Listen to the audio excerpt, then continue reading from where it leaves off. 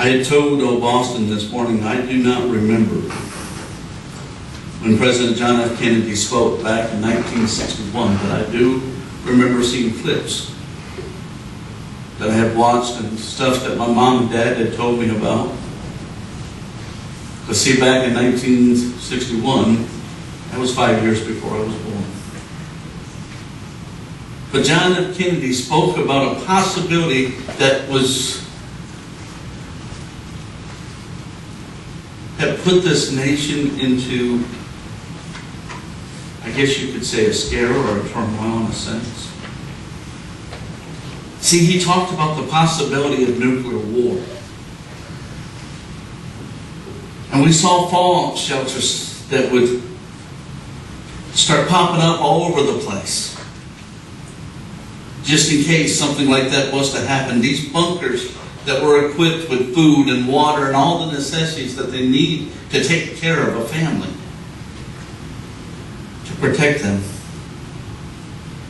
and hopefully to survive. But you see, the year 1961 was not the first time in the world that we heard about the coming of the end of the world. Because that's what people thought was happening.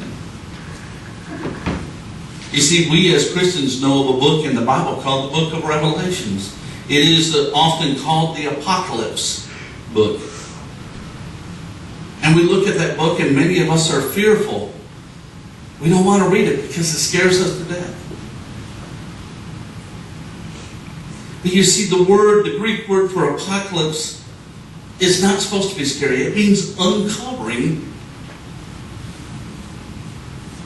revealing, a revelation.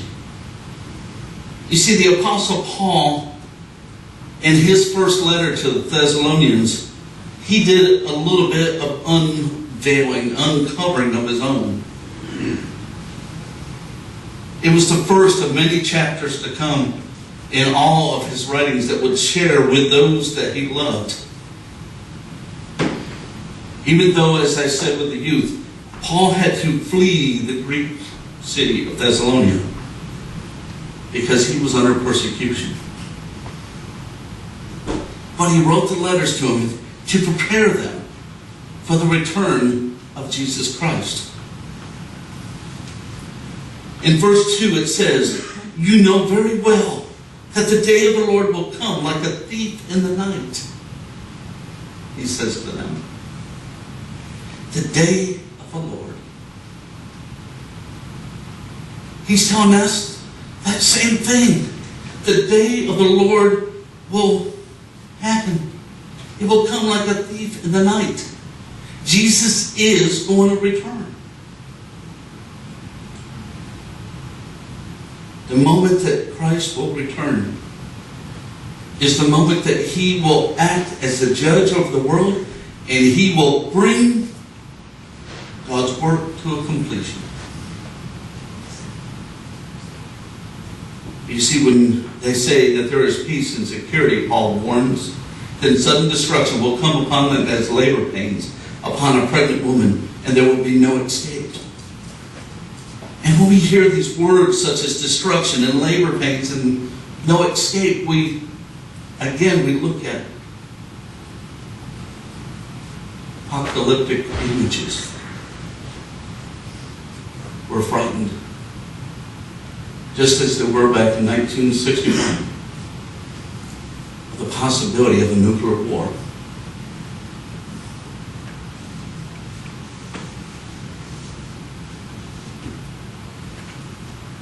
But fortunately, Paul gives his followers a guidance on how to prepare for the end. You see, in the first letter of Thessalonians, it's kind of like a guidebook to emergency preparedness. Preparing for the apocalypse. Just as they needed it then, we need it today.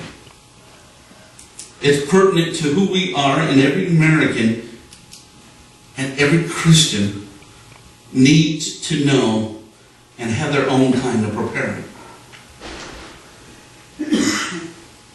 Many people today, you hear it, there's videos, there's even the youth sometimes joke about the zombie apocalypse. But we know that it's coming. We know that Christ is going to return. We know what's going to face. But some of us, as Christians, we are going about it the wrong way. We go about it in fear, and we build ourselves bunkers.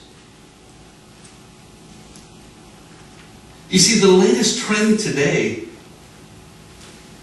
is to build a fallout bunker. And some of them have cost almost close to $500,000. And between last year constructions to this year's, it's been a 700% increase in the number of bunkers that are being built. Some of these bunkers include a gym, a workshop, a rec room, a greenhouse, and even a place to park your car.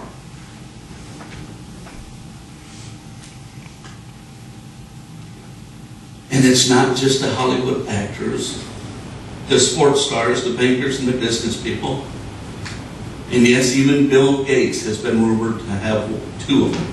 One in Washington State and one in California. And if we're not building bunkers, we have survival communities. Here in the state of Texas, we have a 700-acre development with a hotel, athletic center, golf course, and polo fields with 600 condominiums. All overlooking a waterfront. The only difference is 90% the condominium that these people are going to be living in is built underground.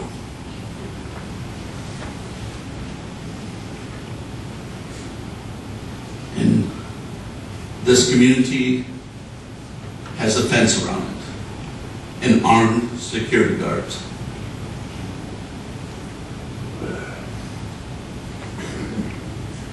And we look at this. And if Paul was here today, he says, what is going through your mind? What are you thinking? We are spending hundreds of millions of dollars because of an anxiety. We're motivated by anxieties about nuclear war, about civil unrest, about climate change, disease, terrorism, and extremism. And believe me, the far left and the far right, the liberals and the conservatives, it doesn't matter which one you are, they're all doing it. And this all leads to one question: how should we as Christians prepare for perilous days? How should we prepare in the face of the day of the Lord, as Paul puts it? And the Apostle Paul does not recommend that we build a bunker that has a gym and a workplace and a rec and a place to park our car. He does want us to be prepared, but in a different way. Verse 8 says, put on the breastplate of faith and love. And for our helmet, the hope of salvation. You see, in difficult times, Paul certainly wants us to be safe. He's not telling you not to be safe. But he doesn't suggest that we seek protection behind a wall or a fenced-in compound with armed security personnel. Instead, he recommends us that we make a suit that is made of faith, hope, and love. You see, these qualities are gifts from God, and they will endure forever to the end of time. Especially until we see God face to face. You see, in this first letter to the Corinthians, Paul said this. He says, faith, hope, and love abide. These three, and the greatest of this is love. You see, when God gives us a suit of armor, He wants it to be made of the most durable materials that are available. That's why He chose faith, hope, and love. But see, we abandoned that.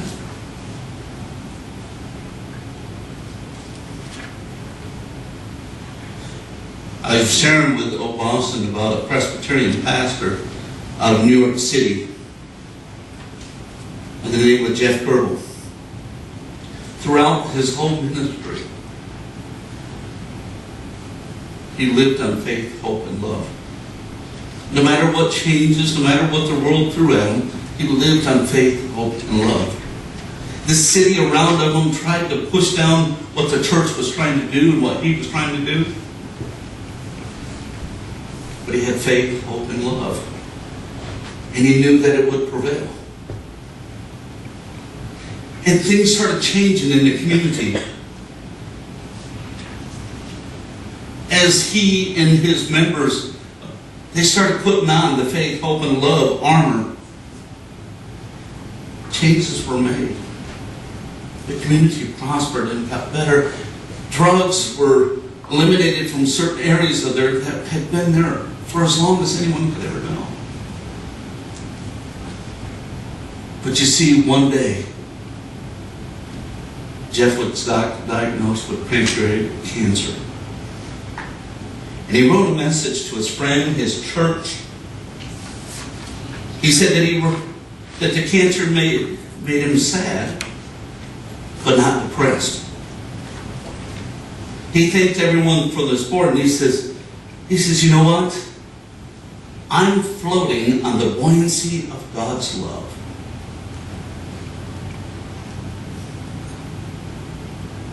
In the face of death, he's saying, I'm floating on the buoyancy of God's love.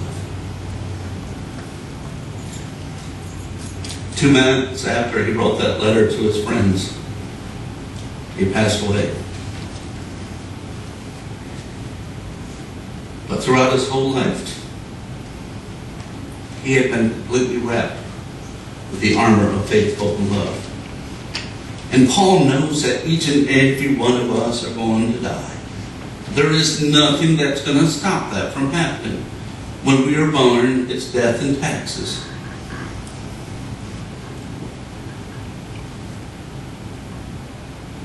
Cryogenics isn't going to stop it. Nothing. And Paul knew that. No preparations can save us.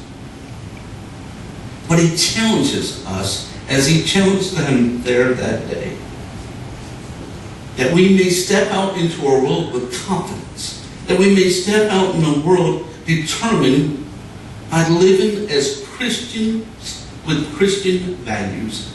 And I'm sorry to say, we don't see that. Many Christians don't exemplify the Christian values when they're out in the world. But Paul tells us that we are children of the light. We are children of the day. People who live in darkness of an underground bunker and go into the brightness of the world can end up at the feet of Jesus.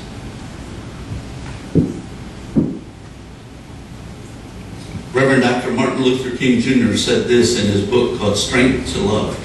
He says, darkness cannot drive out darkness. Only light can do that. Hate cannot drive out hate.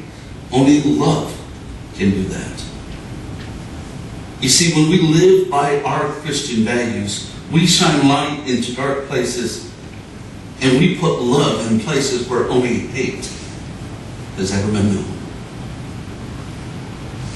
So in the apocalyptic times, let's not hide in our bunkers. See, that's a defense posture. Let's be on the offense.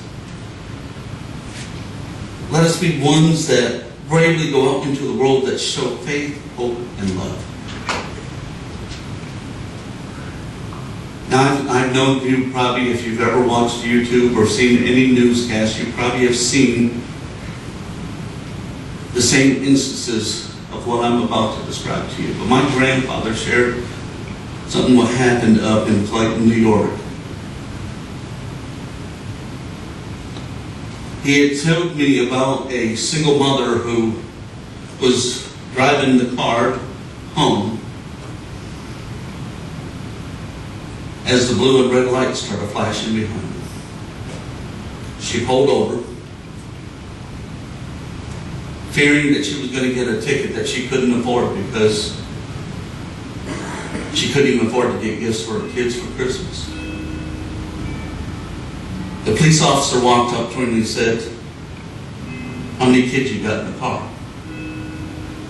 He didn't ask her for her registrations or license and insurance. He said, "How many kids do you got in the car?" And she stuttered out and she said, "3." And he walked away. And a few minutes later, he comes back. He says, "Can you open up your trunk, please?" He proceeded to put toys and gifts for the kids into her trunk. And he said to her, "Have a Merry Christmas." You see, she was on the defense, and the officer was on the offense.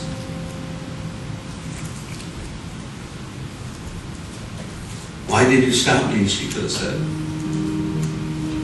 But you see, each year this police department in Clayton has continued to do this. Each year they challenge others to build up the community, to build up individuals, to take people that are in these situations and to help build them up. Much as Cindy does with the Toys for Tots, as Carla does with the Friendship House and leading that, and we do with all the ministries and missions we do here. It's to build a person up, to show them light where all they have experienced is darkness. Paul could have dug himself into a hole when he left Thessalonica, but he didn't. He lifted up those that he cared about. It means speaking the truth in love sometimes, even on difficult subjects and topics. But it does mean encouraging one another.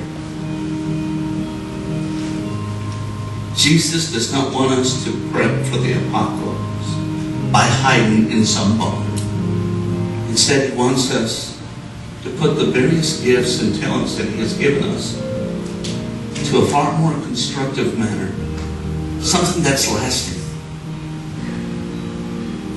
So this season, I challenge you to step out into the light, to encourage someone and to encourage one another, to serve our world with faith, hope, and love. There is no better way to be prepared for the day of the Lord, today and any day. Let us pray.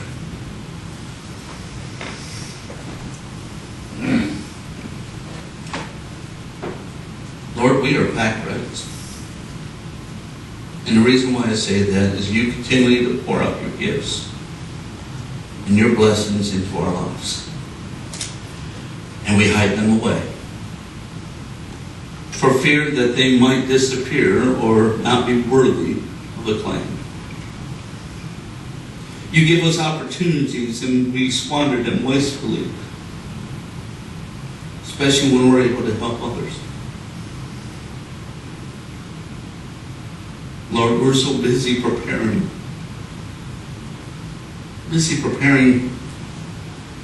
to live in the darkness when you have told us we are the children of the light. And that the talents and everything yet you have given us can bring honor to the giver, not just that, but bring honor to you. Jesus reminded his listeners to use what you have given us for healing, for hope, And maybe we're reminded of that message today. Forgive us when we, Lord, maybe we take those gifts. Help us to be those ones that step out, that maybe bring sight to a blind, or a way to walk to someone that's lame. Let us touch the lives of all those people that we come in contact with, and that they may find the healing love found only through you. Lord, we ask you to challenge us so that we may bring honor to you. For we ask these things as we seek you to be first in our lives. In Jesus' name we pray. Amen. Seek ye first 405.